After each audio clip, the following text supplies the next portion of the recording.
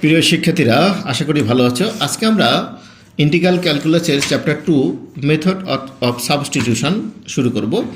তো method of সাবস্টিটিউশনে এখানে আমাদের মূল লক্ষণীয় বিষয় যে আমাদের যে দুটি অংশ দেওয়া থাকবে তার একটি অংশকে আমরা ধরব এবং ওই অংশকে ধরব যেটাকে ডেরিভেটিভ করে অপর অংশ পাওয়া যায়। তো আমরা শুরু করছি। যেমন এটা নাম্বার 1 আছে e⁻tan inverse x 1/1 + x² dx। তো এখানে আমি যদি 1/x² ধরি তাহলে আমি এটা পাবো না, এই জন্য আমি জেড সমান ধরে নিয়েছি কি tan ইনভার্স। এখানে লক্ষণীয় বিষয় যে আমাদের e⁻ যদি থাকে, ব্র্যাকেটের মধ্যে যদি কোনো অংশ থাকে এবং ব্র্যাকেটের মধ্যে তার উপরে যদি স্কোয়ার থাকে বা রুটের মধ্যে যদি অংশ থাকে, আমরা সাধারণত এইগুলোকে ধরে নিই সাধারণত, তবে ব্যতিক্রম হতে পারে। তো আমরা যেহেতু এটা e⁻ আছে এই জন্য আমরা এটা ধরে নিলাম জেড সমান tan ইনভার্স x। তাহলে ডিজেড আমরা জানি tan ইনভার্স x-কে ডেরিভেটিভ করলে 1/1 + x² dx। তো এখানে আমরা আসি e আর tan ইনভার্স x এর মান z, এই পুরো অংশ আমাদের কি ডিজেড। তাহলে আমরা e⁻z-কে যদি ইন্টিগ্রেশন করি আমরা e⁻z পাই, সাথে কি কনস্ট্যান্ট c। তাহলে e আর z এর মানটা বসে দিলাম tan ইনভার্স x। পরের অঙ্ক যাই আমরা, number 2 cos log x dx x।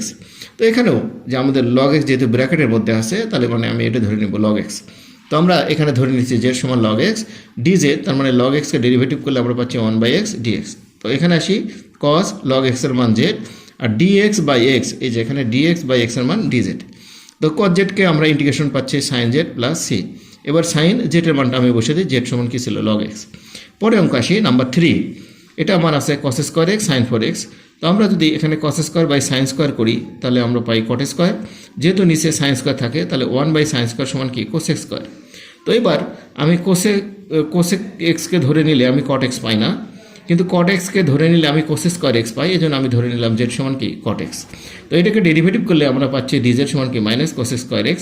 তো এখানে আসি আমি মাইনাস এটা সমান, যেহেতু আমি ধরছি z তারপর স্কোয়ার আছে z², আর এই যে cos² x dx এটার সমান ছিল আমার কি -dz। এবার আমাদের -z² dz। তো এখানে আমরা z² ইন্টিগ্রেশন করলে পাই z³/3 + c। তাহলে এখানে z³ রইল আর আমার নিচে কি 3। এবার z এর মানটা আমি বসে দিই, z সমান ধরছিলাম আমি cot x, এই জন্য কি -1/3 cot x তারপর কি + c। এবার আসি আমরা নাম্বার 4 ছিল আমার ইন্টিগ্রেশন x √x² + 1 dx। তো আমরা বলছিলাম যে রুটের মধ্যে অংশটা ধরে নিতে হয়।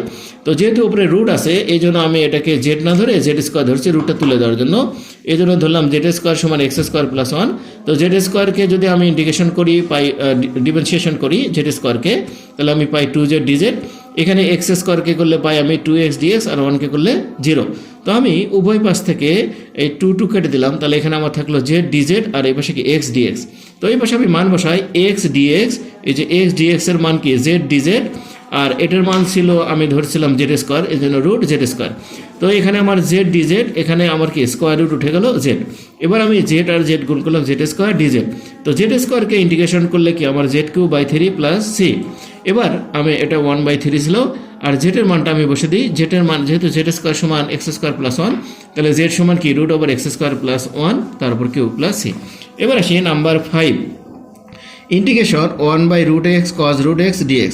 এখানে আমাদের এই যে √x-কে আমি যদি ধরি তাহলে আমি কি 1/√x পাই, এই জন্য ধরে নিলাম z সমান কি √x।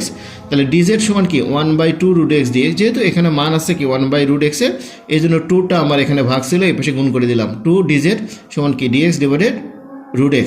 তাহলে এবারে সে আমি মান বসে দিই, 1/√x এর মান হচ্ছে 2 dz, cos আর √x এর মান আমার কি cos z। 2টা সামনে দিলাম cos z dz। আমরা cos z-কে ইন্টিগ্রেশন করলে পাই sin z + c। তাহলে 2 আর sin z এর মান আমার এখানে সাইন আছে, শুধু z এর মানটা আমি বসাই দিই এখানে সাইন। তাহলে এখানে আমার রইল সাইন আর z এর মান কি √x, অর্থাৎ 2 sin √x + c। তো প্রিয় শিক্ষার্থীরা আজকে এই পর্যন্ত, আল্লাহ হাফেজ।